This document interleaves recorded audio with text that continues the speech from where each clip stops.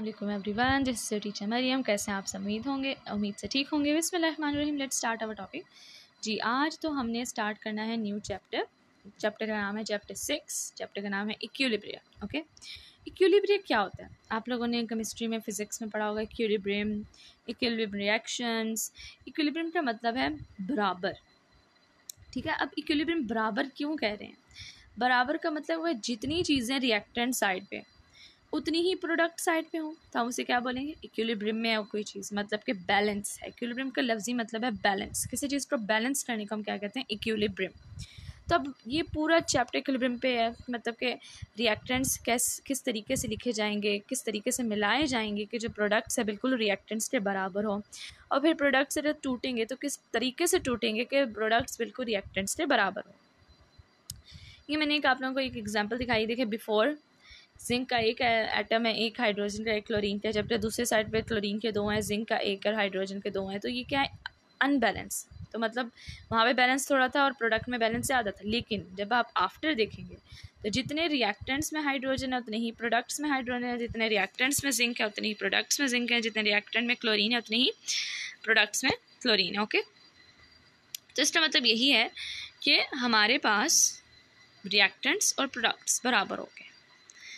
तो बाद में क्या हुआ कि रिएक्शन क्या हो गया? इक्विलिब्रियम में हो गया। दो आइटम हाइड्रोजन के थे, उधर भी दो। होप्स आपको समझ आ रही होगी। देखें, यहाँ पे दो हैं, यहाँ पे भी दो हैं, यहाँ पे दो हैं, यहाँ पे भी दो हैं, यहाँ पे एक है, यहाँ पे भी एक है। जब यहाँ पे एक था, एक चीज़, लेकिन क्लोरीन का एक, यहाँ पे दो हैं, यहाँ पे एक है, यहाँ पे दो।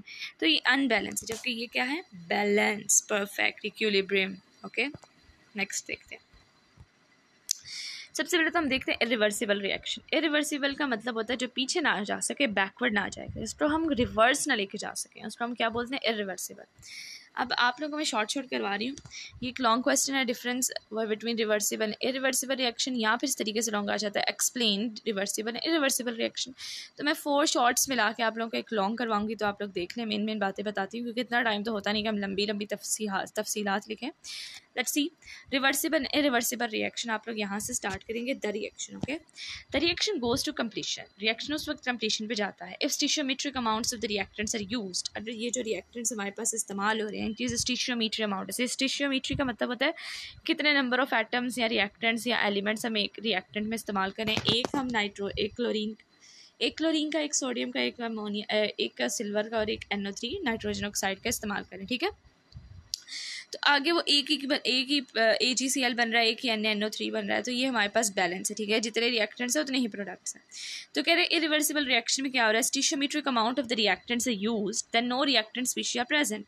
जब हम ये वाले इस्तेमाल कर लेंगे तो यहाँ पे कोई भी रिएक्टेंट स्पीशी प्रेजेंट नहीं होगा at the end of the reaction के एंड पे। तो हम इसको क्या बोलते हैं? Irreversible reaction. इसको तोड़ने के लिए इसको और कुछ बचेगा ही नहीं, सारा का सारा प्रोडक्ट बन जाएगा। प्रोडक्ट टूट नहीं रहा रिएक्टेंट बनाने के लिए, तो हमारे पास क्या है? ये इरिवर्सिबल। और ये हमेशा फॉरवर्ड डायरेक्शन में होता है ताकि कंप्लीट हो सके। ठीक है, और इसको हम सिंगल एरो से शो करते हैं, कभी भी डबल एरो से रिप्रेजेंट नहीं करेंगे। ओके, ये एक हो गया शॉर्ट। नेक्स्ट हमारे पास रिवर्सिबल रिएक्शन। आपने जब भी लॉन्ग लिखना है ना, आपने हेडिंग देनी है। पहले रिवर्सिबल की हेडिंग दी थी, अब रिवर्सिबल की हेडिंग है। यहाँ से स्टार्ट करेंगे। The reactants react. अब ये वाले जो रिएक्टेंट इन्हें रिएक्ट किया टू डिफ द प्रोडक्ट्स, ये वाला प्रोडक्ट दिया है उन्होंने, and the products in return react to give back the reactants. और फिर ये वाला प्रोडक्ट अमोनिया, इसको NH3 को अमोनिया बोलते हैं, टूट के दोबारा उन्होंने क्या बना दी हमारे पास? Reactant. The reaction is called reversible reaction. जो रिएक्शन बैकवर्ड चला जाए, फॉरवर्ड और बैकवर्ड दोनों तरफ चला जाए, हम उसको क्या बोलते हैं? Reversible reaction. It is denoted by this symbol, okay, मतलब double arrow, which has 2 half arrowheads in 1 point in each other direction. देखें, फॉरवर्ड को एरो जा रहा है, ये बैकवर्ड को एरो जा रहा है। तो हमारे पास नाइट्रोजन है, हाइड्रोजन ऐड हुआ है, 400 डिग्री सेल्सियस हमने टेम्परेचर रखा है, 280 amp हमने प्रेशर रखा है, आयरन हमने एज Fe, हमारे पास आयरन एज ए कैटलिस्ट है। हमारे पास क्या बन गया? अमोनिया। और ये हमारे पास क्या है? Reversible reaction. ये हमारे पास दूसरी डेफिनेशन हो गई। अब इसमें जो एक्सप्लेनेशन स्टार्ट हो रही है, how calcium carbonate can be decomposed. अब हम देखेंगे कैल्शियम कार्बोनेट कैसे टूट सकता है एक रिवर्सिबल रिएक्शन में। देखें यहाँ पे डबल टिक्स है, तो कौन सा रिएक्शन है? Reversible. Reversible reaction however goes to completion if either one of the product is withdrawn. कह रहे हैं रिवर्सिबल रिएक्शन उस वक्त कंप्लीट हो जाता है, मतलब वो इरिवर्सिबल बन जाता है जब हम उसमें से कोई भी प्रोडक्ट निकाल लें।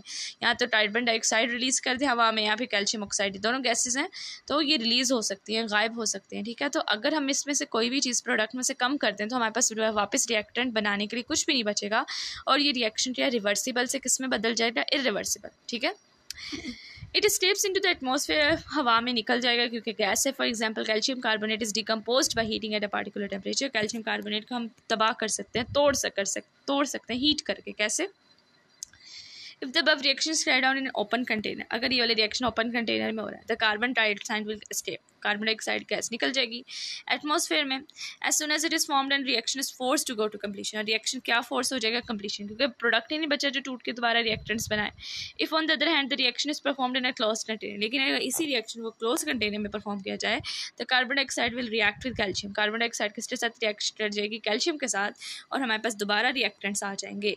तो ये हमारे पास होगी एक एग्जाम्पल हमारे पास आ गया है रिवर्सिबल रिएक्शन की। ठीक है, उसके बाद है दूसरी एग्जांपल रिवर्सिबल रिएक्शन की, देख लेते हैं। अब ये देखें हमारे पास है हाइड्रेट कॉपर सल्फेट, जिसे हम कहते हैं नीला थोथा। अब क्या होता है, इसके अंदर 5H2O है। 5H2O का मतलब है 5 मॉलिक्यूल्स हैं पानी के कॉपर सल्फेट में।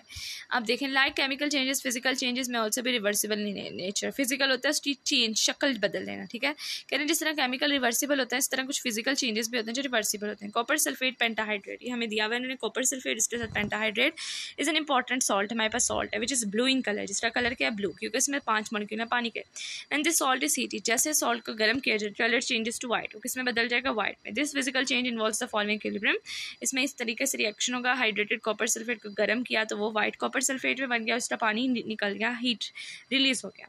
When white hydrous high copper sulphate absorbs moisture, अगर इसी को हमने रखा हुआ है पानी हवा में, उसने क्या किया, मॉइस्चर अब्जॉर्ब कर लिया हवा से और दोबारा किसमें बदल गया, ब्लू में। ठीक है, ये हमारे पास दूसरी एग्जाम्पल आ गई। बस आज के लिए हमने इतना ही करना है, एक लॉन्ग क्वेश्चन काफ़ी है। होप्स आपको अच्छे तरीके से समझ आई होगी। हमने पहले रिवर्सिबल इरिवर्सिबल समझा, फिर रिवर्सिबल समझा, फिर इसकी एग्जाम्पल समझी। अब आप लोगों का कोई भी क्वेश्चन हो आप मुझे कमेंट सेक्शन में पूछ सकते हैं। आप लोग मेरे चैनल को ज़्यादा से ज़्यादा शेयर करें, लाइक करें, सब्सक्राइब करें। अल्लाह हाफिज़।